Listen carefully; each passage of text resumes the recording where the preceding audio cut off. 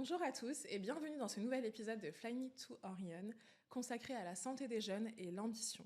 Aujourd'hui, je reçois Kelly.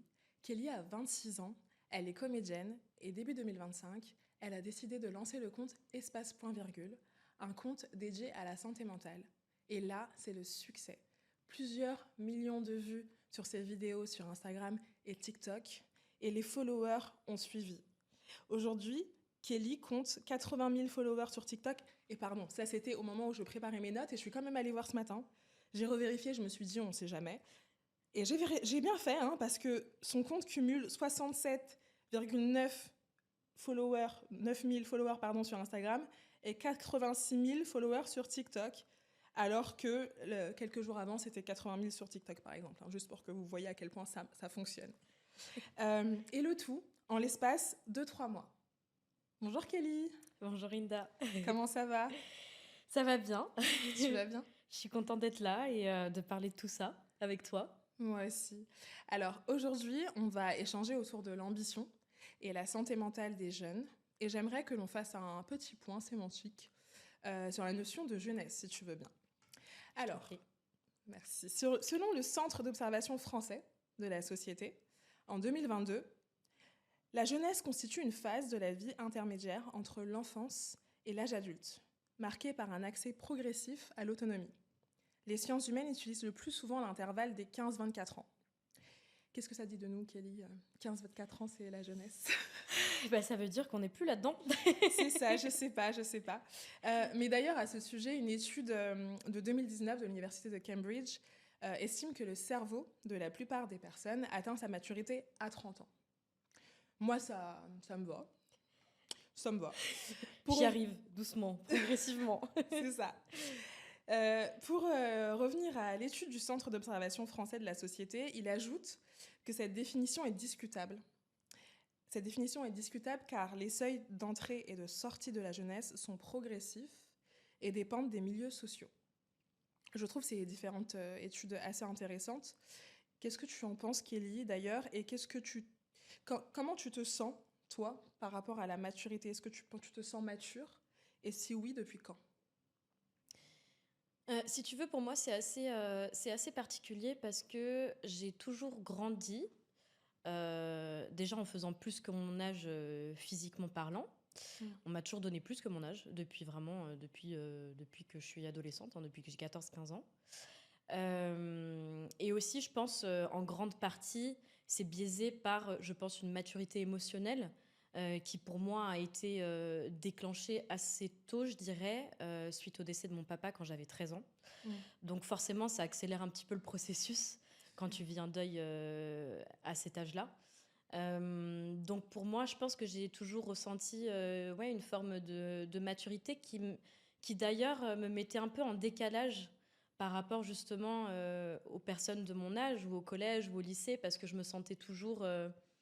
je voyais que des fois, certaines discussions, certains sujets dont on pouvait parler, j'étais un peu loin de tout ça en fait, et c'était pas vraiment mes préoccupations à moi qui étaient au final très différentes, et je me suis très vite entourée de personnes beaucoup plus âgées que moi, et c'est ça la vérité. Donc moi voilà, quand j'étais à 18 ans, je suis partie en école d'acting, en école de théâtre, et j'étais la plus jeune D'accord. de toute ma promo. Ok. Parce que en fait la moyenne d'âge c'était 30-35 ans quoi. Et donc je pense qu'en plus à ce moment-là, ça c'est encore plus ce fossé, c'est encore plus creusé, parce qu'au final mon entourage était quand même plus âgé que moi, donc oui. Et ça montre aussi que tu as su très tôt ce que tu voulais faire. Oui, très tôt. Tu as très tôt su te faire confiance sur tes choix professionnels. Complètement, parce que je pense que quand on vit un deuil aussitôt, ça change vraiment tes perspectives de vie et la manière dont tu envisages les choses. Et il y a aussi t'as envie de vivre les choses rapidement. Parce que tu as conscience à quel point tout peut s'arrêter très vite. Et à quel point, en fait, on est sûr de rien. Je suis tellement d'accord avec toi. Et moi, vraiment, à ce moment-là, mon monde a basculé un 29 juillet 2012. Et je pense qu'à partir de ce moment-là, Ouais, j'ai jamais vécu les choses de la même manière et je pense que je suis un peu dans une urgence de vie et dans une forme d'assurance dans ce que je veux et dans ce que je projette. Mm. J'ai pas envie de vivre ouais, dans l'incertitude ou me poser trop de questions parce que je sais que c'est maintenant que ça se joue. Je suis tellement d'accord avec toi. Je suis persuadée que connaître le deuil tôt, ça nous permet de prendre conscience que la vie est courte et qu'il faut faire Ouais. ses choix en conséquence Ouais. et pas perdre de temps. Et je te rejoins totalement sur ce point. Comme tu le sais, Kelly, l'un des sujets principaux de mon compte sur les réseaux sociaux est ce que j'ai appelé l'ambition lucide. Et c'est une idée que j'ai conceptualisée qui entend démystifier l'adage quand on veut, on peut, que je ne supporte pas. Et l'ambition lucide, c'est une ambition qui est sincère, qui est honnête, et c'est celle qui ne renonce pas à ses rêves, tout en prenant conscience que certaines réalités sont à prendre en compte, comme les réalités sociales, économiques, culturelles, financières et personnelles, qui peuvent avoir un poids sur l'ambition. Et oui, l'ambition lucide, c'est une ambition qui respecte la particularité et la complexité de chaque parcours de vie. Et il faut dire que les études, ce sont le cœur et le réacteur de l'ambition pour certains jeunes qui sont étudiants. Il y a un lien indéniable entre ambition, santé mentale des jeunes, dont certains sont étudiants. D'autre part, il y a une quête de soi quand on est jeune, où on se pose beaucoup de questions sur qui l'on est, ce qu'on a envie d'être, sur son identité. Et c'est en même temps un moment de vie où on doit faire beaucoup de choix. On nous en demande beaucoup, très tôt. C'est vrai. Et on est jeune au moment où on doit faire des choix qui sont censés déterminer le reste de notre vie. Et c'est pas anodin, et c'est pas pour rien qu'il y a énormément de réorientation. Et c'est pas anodin non plus par rapport à ce que tu viens de dire, qu'il y ait des personnes qui se dirigent vers l'acting à 30-35 ans, après avoir fait d'autres choix ou après ne pas avoir osé choisir cette voie. Et donc, cette quête de soi influe sur notre anxiété, sur notre santé mentale. Et il est là le lien avec toi et avec ton travail, avec Espace Point Virgule. Et je suis très très heureuse de t'avoir aujourd'hui et d'échanger avec toi. Est-ce que tu dirais aujourd'hui que tu es dans une phase de quête de soi ? Je pense qu'on est toujours un peu dans une phase de quête de soi. Mais ce qui est sûr, c'est que je sors quand même d'une phase un peu plus importante où je me suis posé beaucoup, beaucoup de questions. J'ai un peu vécu ce que j'aime appeler la crise de quart du siècle. Voilà. Quand on arrive ouais, aux 24-25 ans et qu'on fait un point sur sa vie et sur son entourage. Il y a une forme de comparaison qui vient s'immiscer un peu dans notre tête où, moi, dans mon cas, j'ai regardé la moitié de mon entourage il y en a qui sont en train de se marier, qui sont en train d'avoir des enfants même, qui deviennent propriétaires, qui ont un job super stable, un cadre de vie vraiment super rassurant, très posé, voilà. Et puis il y a l'autre moitié qui sort en soirée tous les week-ends, qui font des road trips un peu comme ça, sur un coup de tête. Et puis toi, tu te places au milieu de tout ça et tu te dis, ok, et moi, du coup, qu'est-ce que je veux ? Qui est-ce que je suis ? Est-ce que je suis contente de mes choix ? Est-ce que...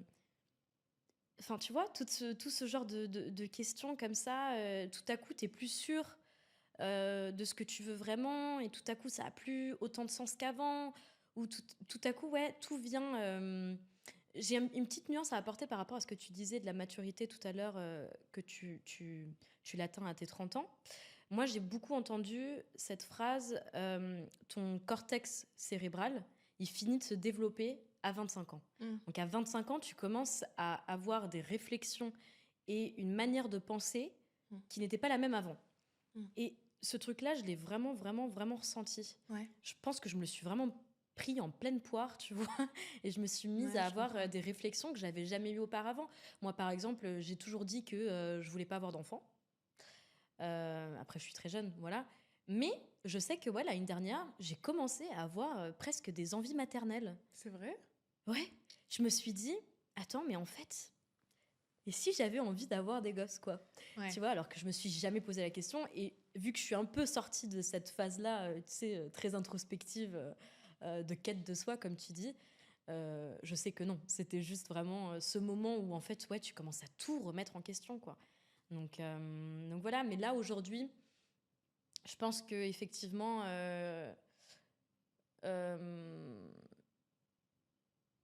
je suis revenue un peu, je sais pas si je dirais sur le droit chemin, mais il y a quelque chose qui s'est ancré par rapport à tous ces doutes, où je me suis dit, non, mais en fait, je sais qui je suis et je sais ce que je veux et j'ai mon propre chemin, j'ai mes propres envies, mes propres ambitions. Et oui, ce qu'on fait autour de moi, ça peut être très différent et peut-être que j'ai pas forcément de modèle de comparaison de, de, de moi, ce que j'ai envie de suivre, mais c'est ok parce que je vais forger mon propre chemin en fait. Mm. Et voilà. Ok, Quand tu n'as intéressant. pas de modèle autour de toi, de ce que tu as envie d'incarner, sois toi-même Mm. cette incarnation-là, de ce modèle-là. Et je pense que Je c'est un peu comprends. ça aujourd'hui où j'en suis dans cette quête de soi. Je comprends. Je comprends. C'est vrai que la quête de soi, c'est une expression qui est assez compliquée. En soi, qu'est-ce que la quête de soi? Moi, je dirais pas que, à mon échelle en tout cas, je dirais pas que je suis en quête d'un moi. Parce que je pense que je suis, j'ai mes valeurs et mes principes arrêtés, et je sais quel genre de personne j'ai envie d'être. Ça, je sais que ça va pas forcément évoluer. Par contre, justement, je suis en quête d'évolution. Je veux évoluer, je veux grandir, et je pense que ça s'arrête pas à 30 ans, ni à 25, ni à 24. Je pense que c'est quelque chose qui nous suit. J'espère que cette envie de grandir va me suivre jusqu'à la fin de mes jours. Et en tout cas, si on n'est pas en quête de soi, j'espère que on reste en quête d'évolution. Euh, Si on peut passer à ton compte, espace point virgule, pourquoi as-tu envie de créer ce compte? Écoute, je pense que ça vient.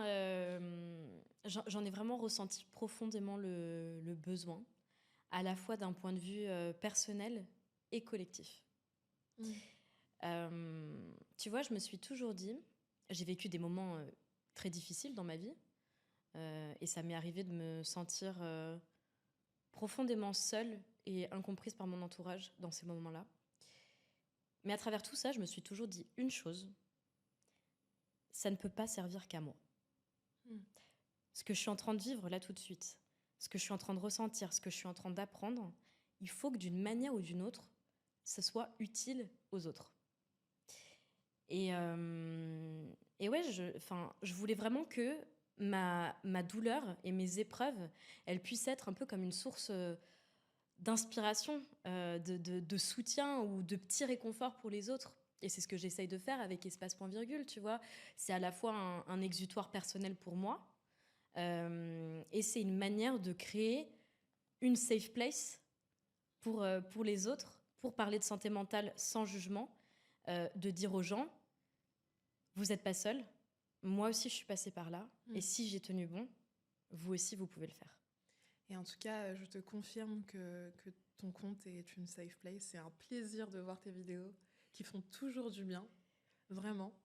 On a l'impression que tu comprends ce qu'on ressent et que tu nous parles directement au moment où on les voit. C'est assez agréable. Euh, Pourquoi tu as choisi ce nom, espace point virgule? C'est un nom déjà qui me tient énormément à cœur, et je pense qu'il est symbolique à plusieurs niveaux. Déjà l'espace, c'est cette notion-là justement de safe place que j'avais envie de créer. C'est un endroit qui est certes virtuel, mais qui se veut d'une grande bienveillance. Et voilà quoi, ouais, ça représente ça quoi, un endroit d'expression, Mm. un endroit de parole libre et d'écoute aussi pour les autres. Et puis il y a le point virgule qui est un symbole extrêmement fort, qui représente l'idée que l'auteur aurait pu finir sa phrase par un point, mais il a décidé de la continuer. Et ce choix-là, chaque jour, il y a un tas de personnes qui le font, qui continuent d'avancer, malgré les difficultés qu'elles rencontrent dans leur vie. Ah, c'est très fort. Tu vois. Et du coup, ouais, ce nom, espace, point, virgule, ça regroupe tout ça. C'est un lieu d'expression, une pause, mais surtout une continuité. Ton histoire, elle n'est pas finie. Et c'est toi qui écris la suite. La suite. J'adore. Je valide. Ouais. Qu'est-ce qui t'a le plus marqué depuis que tu as créé ce compte qui marche très bien d'ailleurs? Et quels sont les retours que tu as pu avoir? Écoute, si tu permets, je vais te lire un message que j'ai reçu hier soir. Allez. Qui m'a profondément touchée. D'un abonné, Robin. Bonjour Kelly. J'ai longtemps hésité avant de vous envoyer un message parce que je ne souhaitais pas vous noyer sous un flot d'informations. Vous êtes sans aucun doute de celles et ceux qui parviennent à porter sur leurs épaules un peu des peines des uns et des autres, qui allègent les esprits quand la flamme vacille. Quelle force! Quelle force, parce que pour redonner tant de confiance à des esprits qui vacillent, il faut donner de soi. Ce n'est pas un acte anodin, car pour donner de soi, il faut être bien dans sa tête, bien dans ses baskets. Vos vidéos donnent cette force-là. Dans certaines d'entre elles, j'y ai trouvé une parenthèse, celle qui vous invite à appuyer sur le bouton pause, à se recentrer sur soi, sur son présent, sur sa respiration, avant de reprendre la marche. Votre message est profond. Il donne à celles et ceux qui aident les personnes dans le besoin ce regain d'énergie nécessaire pour continuer. En cela, mes profonds remerciements. Waouh, les poils. Ouais. Incroyable. Et tu reçois souvent ce genre de messages? Et ça, écoute, si j'additionne TikTok, Instagram, les commentaires et les messages, ça représente environ une centaine par jour. 100 messages par jour? Ouais. Ah oui. Et ouais, je comprends. Et ouais, c'est en fait, je m'attendais pas à ce que ça prenne autant d'ampleur et autant de visibilité en si peu de temps. Et recevoir des messages comme ça, c'est super fort. Et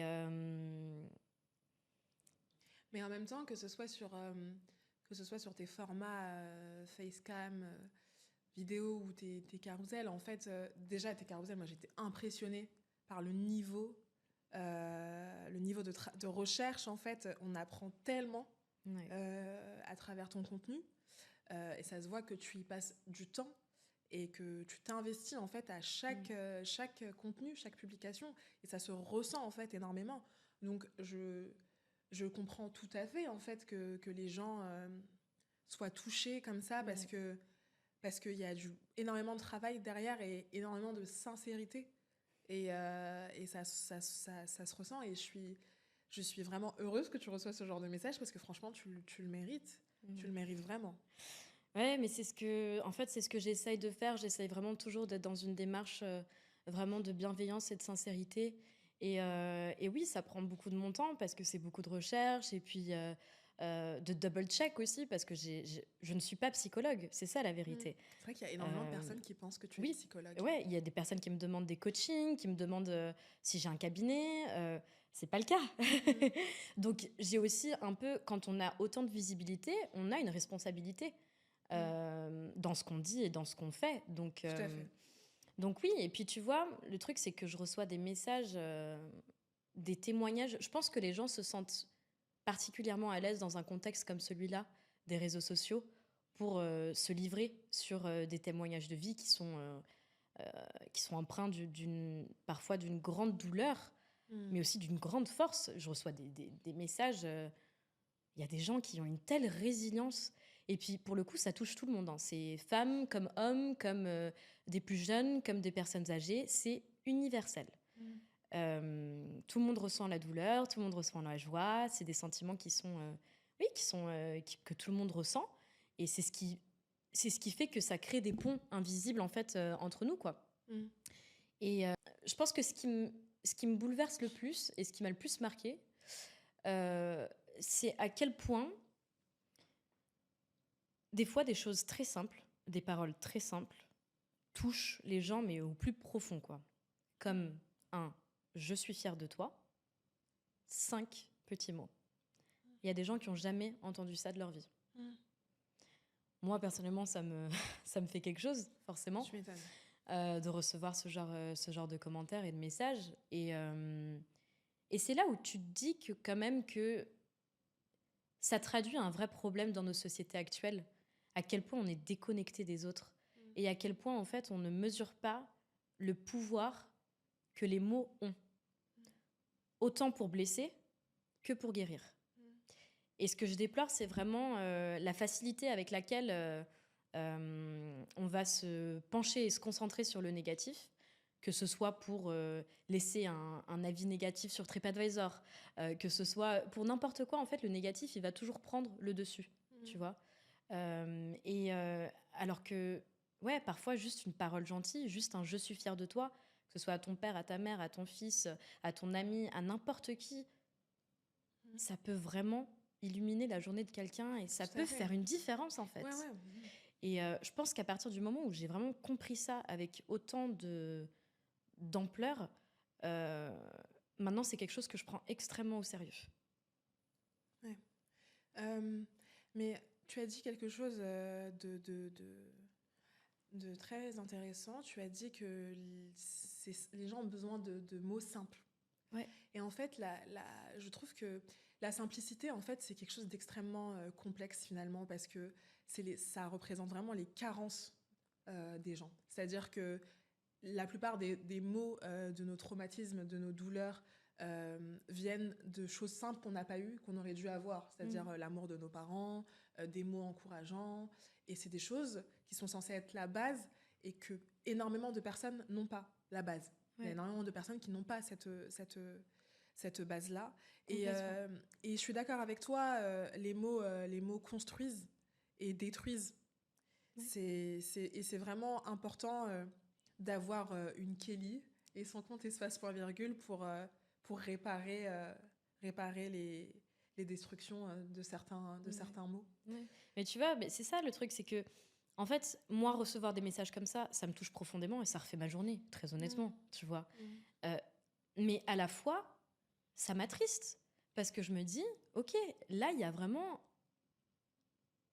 un besoin urgent de la part. Les gens vont mal et il y a un besoin urgent de douceur, d'écoute, de compréhension de l'autre. Ça traduit vraiment un mal-être.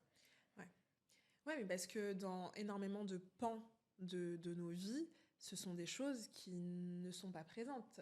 Il y a énormément il y a le fléau de la violence au sein du couple, dans un domicile familial, au travail. Il y a énormément de violence au travail, énormément de manque de douceur au travail. Donc oui, moi, ça ne m'étonne pas que tes publications touchent à ce point les gens. J'ai une petite question pour revenir à la jeunesse. Comment dire qu'est-ce que tu aurais dit à la Kelly d'il y a 14 ans ou quel genre de contenu tu aurais aimé avoir quand tu avais 13-14 ans?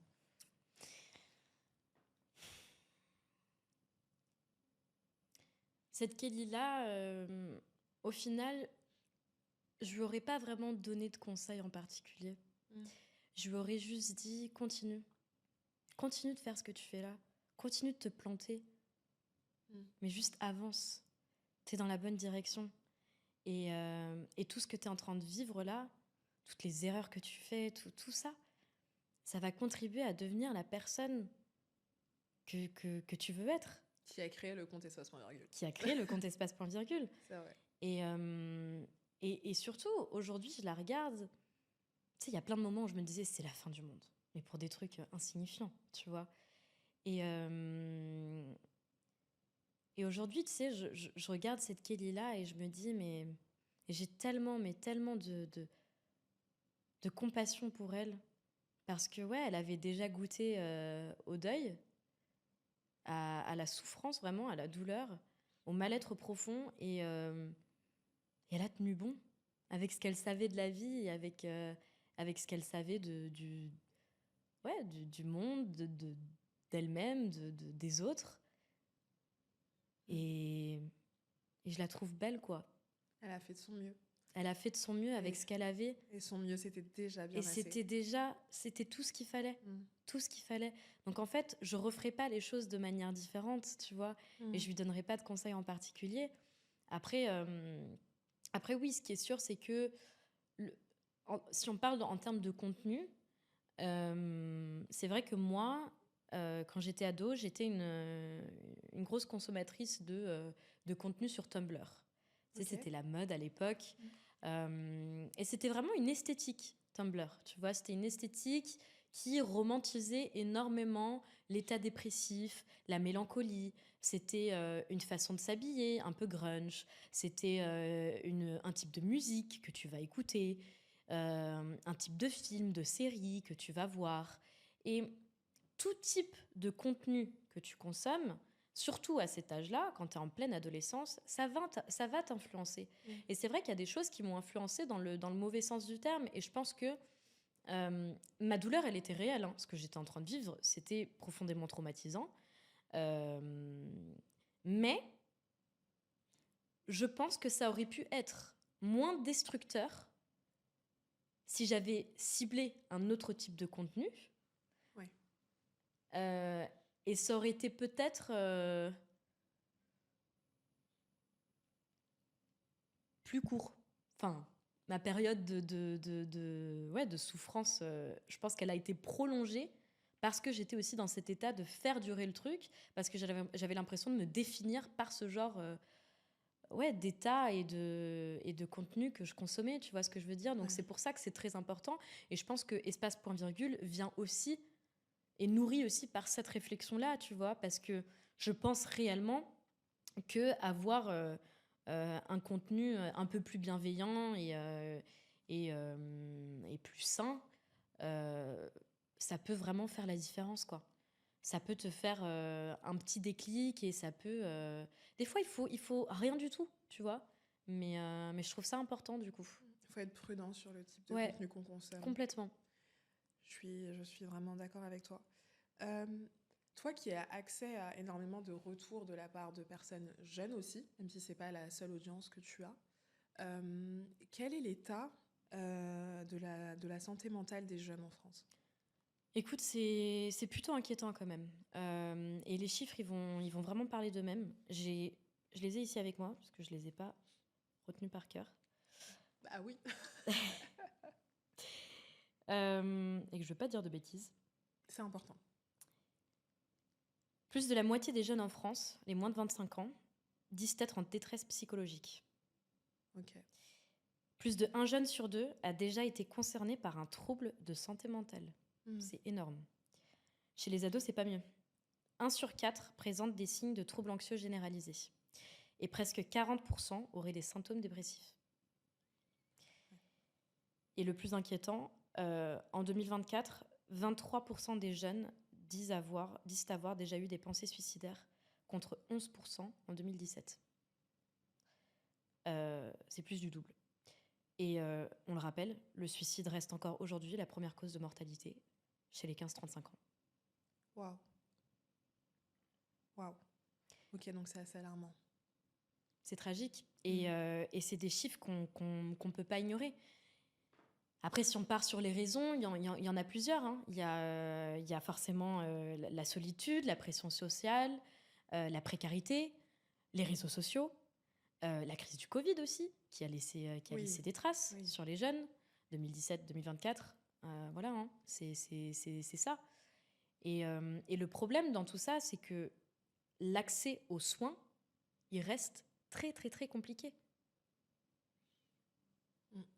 Avoir un rendez-vous psy, aujourd'hui, même dans les grandes villes, c'est compliqué, mais alors, dans des petites villes ou dans des villages, dans des campagnes, c'est compliqué, quoi. C'est vrai que dans certains milieux ruraux, il y a un véritable problème d'accès aux soins. Et puis c'est un coût. Psychiatrique ou psychologique, quoi. Et puis c'est un coût aussi. C'est un vrai budget aujourd'hui. Donc oui, il y a des dispositifs qui sont mis en place. Mais pour moi, c'est pas suffisant quand on compare par rapport aux besoins qu'il y a réels, tu vois. Il y a une vraie détresse psychologique, il y a une vraie détresse émotionnelle. Et pour moi, même dans les collèges, dans les lycées, tu vois, le harcèlement scolaire, là, j'ai pas les chiffres, mais pareil, c'est quelque chose qui touche beaucoup de jeunes. Et pour moi, c'est super important d'avoir aussi en fait, une intervention une fois par an dans les collèges, dans les lycées, pour le harcèlement scolaire, c'est pas suffisant. Il faut qu'il y ait vraiment un référent qui soit rattaché à chaque établissement. Tellement. Et qu'il y ait une personne de confiance où les jeunes peuvent se tourner et parler de ce qui se passe. Ça aussi, ça a des ravages. Et je le sais parce que moi, je l'ai vécu, l'harcèlement scolaire. Ah bon? Ouais. À quelle période? Même au collège. Quand je suis rentrée au collège, ça a commencé en 6e. Je dis que ça a commencé en 6e, mais la vérité, c'est que le premier signe, quand j'étais en primaire, il y a eu un épisode... j'étais en cours de récré et pour une histoire de cartes Pokémon, enfin une histoire vraiment de gamin quoi, mais qui a eu des répercussions parce que il y a 2 filles dans la cour de récré qui ont pris chacune un bout de mon écharpe et qui ont tiré. Non. Ouais. T'es sérieuse? Je suis tombée par terre et il n'y avait pas un seul... T'as perdu connaissance? J'ai pas perdu connaissance, mais j'étais en train de suffoquer par terre. Il n'y a pas eu un seul adulte qui a intervenu à ce moment-là.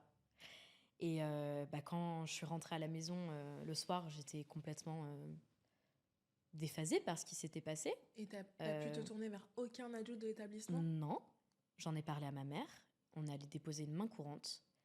Et la réponse de l'établissement, tu veux savoir ce que c'était? Je sais pas si j'ai envie de savoir, mais je pense qu'il faut que tu la donnes. Je t'écoute. 100 lignes à recopier pour les agresseurs. C'était ça la punition? Ouais. Waouh. Ouais, c'est incroyable. Ouais. C'est incroyable. Ouais. Donc ça, si tu veux, c'était un épisode isolé en primaire. Et puis après, les violences au collège, c'était un peu quotidiennement, quoi. C'était un peu tous les jours et ça a été une période très compliquée. Et surtout, en fait, ce que je déplore, c'est les adultes dans tout ça, qui n'ont rien fait pour m'aider. Au contraire, c'était même presque une culpabilisation et c'est ta faute, quoi. Donc c'est très dur de... C'est hallucinant. Ouais. Ok. Voilà. Quel conseil t'aurais voulu qu'on te donne, à toi? À ce moment-là,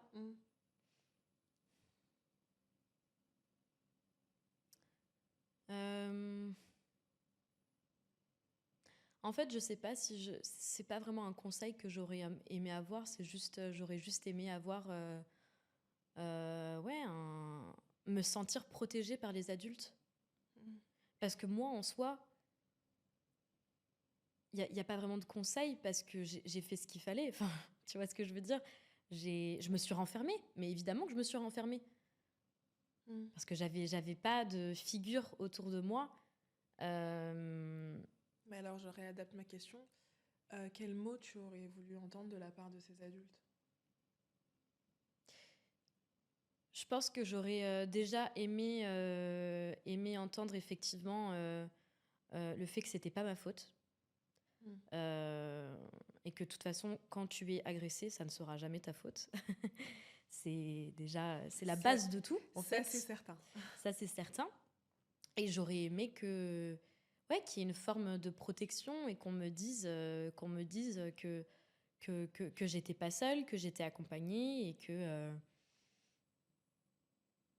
Ouais. Ok. Tu sais, ça tient pas vraiment à des mots, ça tient vraiment juste à avoir une présence rassurante, en fait. Je comprends. Moi, je pense que ça me fait penser à ça, en fait, parce que je n'en ai pas parlé en présentant le podcast, mais c'est vrai que je pense que j'ai commencé à écrire pour entendre, pour lire ce que j'aurais voulu entendre. Je pense vraiment que c'était une façon de de me protéger. Et c'est comme ça que j'ai commencé à écrire, en fait, comme pour vraiment par instinct de survie, vraiment. Et moi, je pense que comme conseil, ce serait pas un conseil, euh, mais c'est essayer de, comment dire, de trouver une bulle, le, Ouais. de grandir dans une espèce de bulle, de se protéger de ces carences-là, en fait, Ouais. en créant sa propre bulle. Mm. Euh, même si la logique voudrait qu'on puisse se tourner Et c'est ça, tu vois, le problème, c'est que vers moi, les adultes. ouais, moi aussi, j'avais ma bulle. Et c'est beaucoup passé par l'écriture, d'ailleurs. Euh, mais le problème avec ces bulles, c'est qu'elles sont isolantes. Ouais, c'est vrai. Et dans ces moments-là, on est déjà assez isolé comme ça. Mm. On a besoin d'avoir un entourage et de se tourner vers des adultes bienveillants, des oreilles bienveillantes qui sont là pour nous accueillir, pour nous dire c'est pas ta faute, ce qui se passe là, c'est grave, en Mm. fait. Et qu'on puisse prendre les choses en main, tout simplement. Parce que nous, à cet âge-là, on n'a pas la capacité de prendre les choses en main, Mais tout à fait, en mais fait. il est clair que c'est aux adultes de faire ce travail-là. Mais Donc moi, pour moi, le conseil, ça serait pas aux gens qui se font harceler ou qui se font Mm. agresser. Le conseil, il n'est pas pour eux. Le conseil, il est pour les parents, les figures d'autorité qui encerclent les enfants, de leur dire faites attention aux signes. Mm. Quand votre enfant, déjà, il se renferme complètement sur lui, ou même qu'il a sa phase de rébellion, Mm. ça cache, ça traduit quelque chose, vraiment. Et il y a des signes qui ne mentent pas. Et à ce moment-là, il faut prendre ouais, le taureau par les cornes, en quelque sorte. Il faut aller parler à l'enfant. Et il faut vraiment le mettre dans une bulle de réconfort et une bulle de bienveillance où l'enfant se sent suffisamment en confiance pour parler de ce qui ne va pas, en fait. Moi, je vais te dire comment j'ai consulté mon premier psychologue suite au décès de mon papa. J'ai toujours eu un... Je pense que l'écriture, ça a toujours été un peu mon exutoire, moi aussi, tu vois. Mm. Et je me rappelle qu'en cours de français, en quatrième, on avait fait une rédaction. Je ne me rappelle absolument pas du sujet, mais je sais que j'y avais un peu mis de moi, de ce que je ressentais. Et c'était la première fois, je pense, que je mettais un peu ouais, en mots ce que je ressentais. Et surtout que je pense qu'à ce moment-là, c'était un peu un cri de détresse, un peu un SOS que je lançais gentiment comme ça à un adulte pour voir si ça faisait réagir ou pas. Et là, la grande surprise, le cours suivant, la professeure de français m'a demandé devant toute la classe si elle pouvait lire la rédaction devant tout le monde. Ok. Elle l'a lu. Il y a des élèves qui ont pleuré, je m'en rappelle. Et ensuite, on en a parlé à la fin du cours. Et elle m'a dit, écoute, je pense que ça serait peut-être bien que tu puisses consulter quelqu'un si ce n'est pas déjà le cas. Mm. Et sauf que moi, j'avais tellement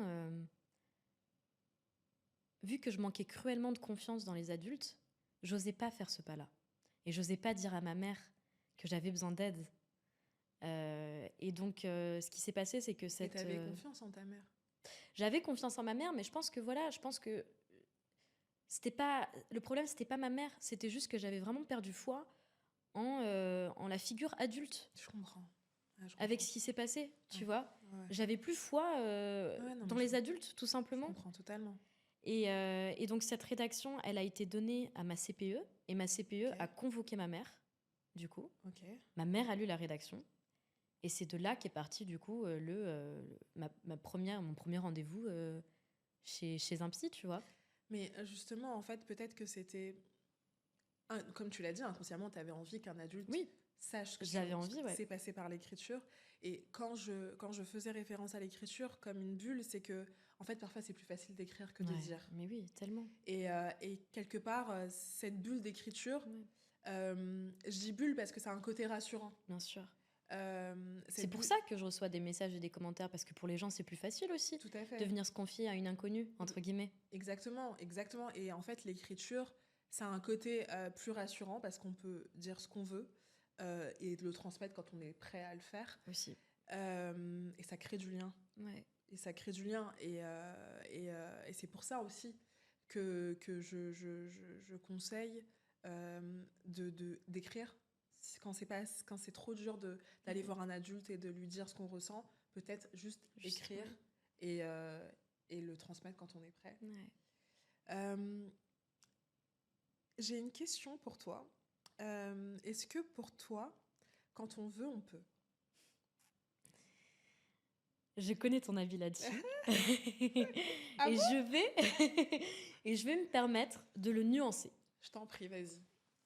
Pour moi, c'est vrai et faux à la fois. Oh, je t'écoute. Dis-moi. Tu vois, moi, je m'intéresse beaucoup au développement personnel et à des croyances comme la loi de l'attraction, la loi de l'assomption, enfin voilà. Et je comprends parfaitement l'idée que notre volonté, nos croyances, nos pensées, notre état d'esprit peuvent créer notre réalité.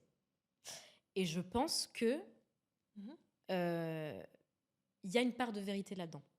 Tout à fait. Dans le sens où, effectivement, avoir une vision, une intention claire et